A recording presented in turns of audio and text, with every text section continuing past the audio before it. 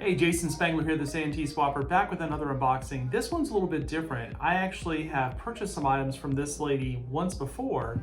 So it turns out that in Ohio, her family owns a storage unit business. And I don't really remember the exact story. There was some long convoluted story about how there was a guy who he was gonna move out west and he had his stuff maybe like in one of those pods or something. And then the guys unfortunately passed away.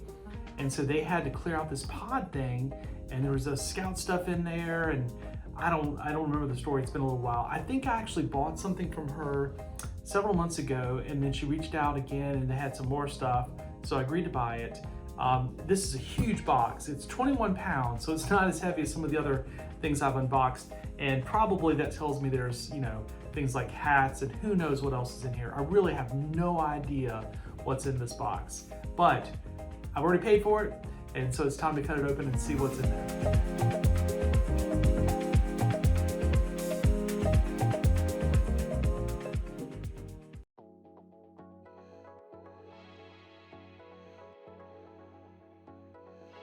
It's very well packaged. Okay, so pulling out lots of stuff here, and then got to the bottom, and this is what I saw. I thought you guys might want to appreciate this. So it looks like just a trash bag full of patches. All right. So you can tell this lady has sort of a storage business. She spent about $20 worth of stuffing to get this thing protected, but hey, I have no complaints at all. But let me grab this literally trash bag full of patches out, and I can discard the box. Okay, so along with that, there are some items here that are super duper duper saran wrapped. I don't know what they are, but let me step into the side because they're a little hard to get into. I think I know what this one is. Hopefully I don't hear any rattling around. I seem to remember, I could be wrong, I think this might be, you guys will remember, those of you who dabble in sound memorabilia, there was an Eagle Scout, like a stained glass thing. There was like an Eagle Scout present piece that the Boy Scouts sold in the catalog. It's a beautiful stained glass piece. I think my recollection is that was in this collection. Yes, I'm right here. And it lasted, it survived. It survived. But it's cracked. Oh, wah, wah, wah. Right there's a crack. Her name is Kimberly. Kimberly, thank you for sending me this. I know you try to protect it as well as you can, but just wasn't to be. Luckily, there is sort of a metal frame around this guy, and so it's not like it's gonna fall apart, shattered, but it is cracked there, so that is sad. I probably won't try to get into these just yet. Let's just kind of focus on this and see what we've got. I don't have any idea how this was arranged. If the guy had it all in this, good God, this might be the biggest Ziploc bag I've seen in my life. Wow, what is all this stuff? Holy cow. It's kind of tempting, you get into these things where you have someone who you're buying the collection from and they're not a scouting person. And so you're talking to them about what they have and they really don't speak the language, and you talk about, merit badges or whatever, and they're like, what? But, it was fine. In this case, I was kind of a return buyer, he was kind of a return seller. And so, in a way, this is kind of how some people build their businesses, is by having people who source for them. I would never sort of consider this lady to be like a picker, because that's not what she does. But in this case, she sourced for me this collection. So if you look in here, just all kinds of stuff going on. Wow. What is in here that might be worth looking at? Do you see a couple of ribbons here that might be something kind of good? So this is kind of like vacuum sealed. Yeah, this woman's like professional, y'all. She's like got it going on. Yeah, I think this is like vacuum sealed. I don't know if I can get in here easily. I might have to cut it with my knife. But if you're gonna ship something, I guess that's the way to do it. Sort of get it like a vacuum sealed up. Yeah, so I'm curious about these two ribbons. Yep. So kind of spotted this one. So this is a silver beaver medal. And so just to kind of give you the lesson here, the silver beaver is the highest award that a council can give to a volunteer scout. Depending on the size of the council, they may give out, you know, between 3, 4, 5, 10 of them per year. It kind of depends on how big the council is. This one I'm not as familiar with. That could be a religious medal. I'm just not familiar with that design. See what else we got in here. There's a merit badge sash. Whoa, somebody was busy. So this is a merit badge sash. Looks to be like from the 1980s and 90s, that kind of time period. And it's very, very full. It's also a beaded sash. So this is pretty cool. Some guys in Order of the Arrow will be excited to see that. This is not an official item, but I think these were sold in Gray Owl, which was like a Native American regalia catalog that used to come out that was pretty popular when I was a scout coming through. And then some other items here, miscellaneous stuff. Down in the bottom, this is an Eagle Scout presentation case. I'm curious to see if that's what's in here. Yeah, okay. Get it moved around. So we do have in here his Eagle Scout medal and then another religious medal.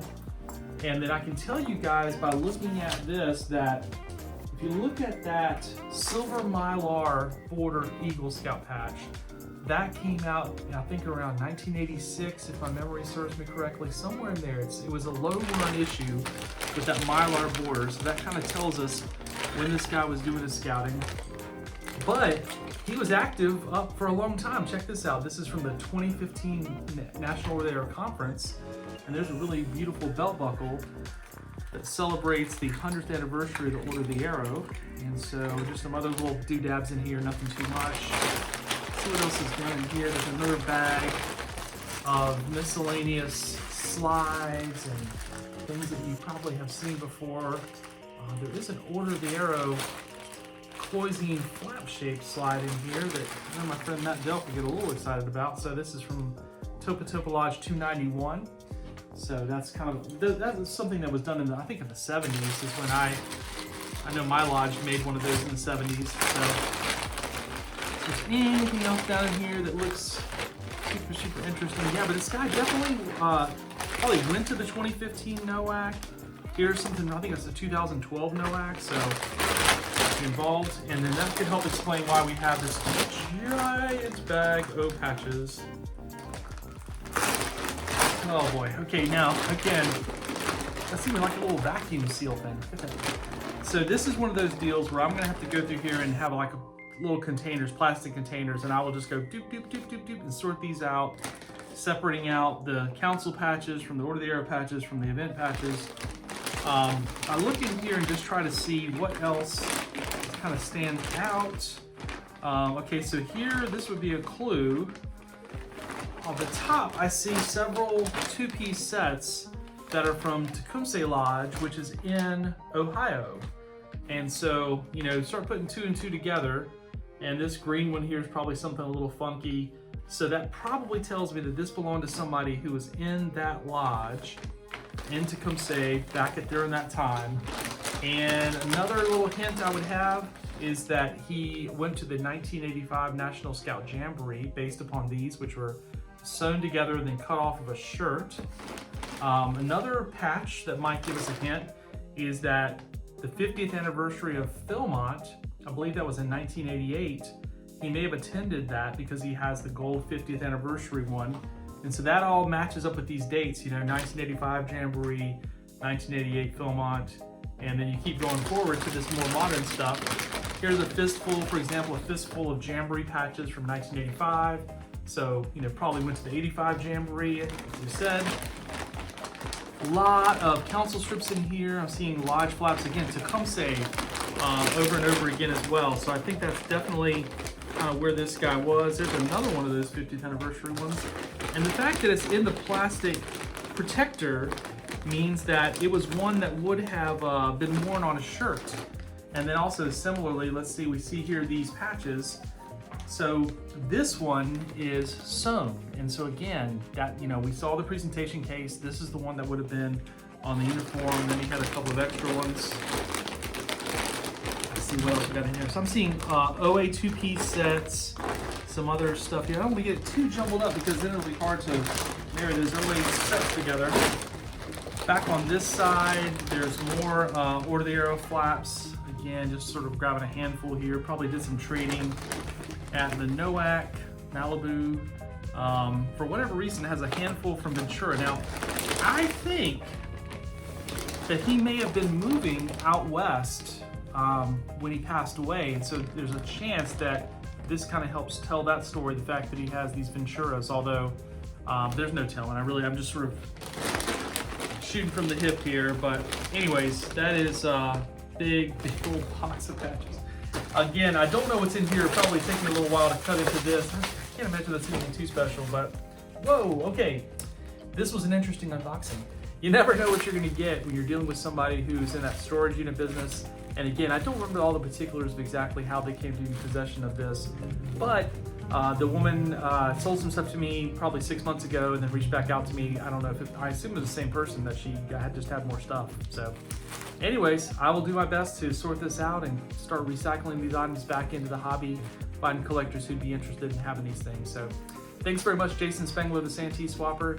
Check out my website, scoutpatchcollectors.com. There you can find all the stuff I'm doing in the hobby, my videos, podcasts, and newsletters as well. Thanks very much.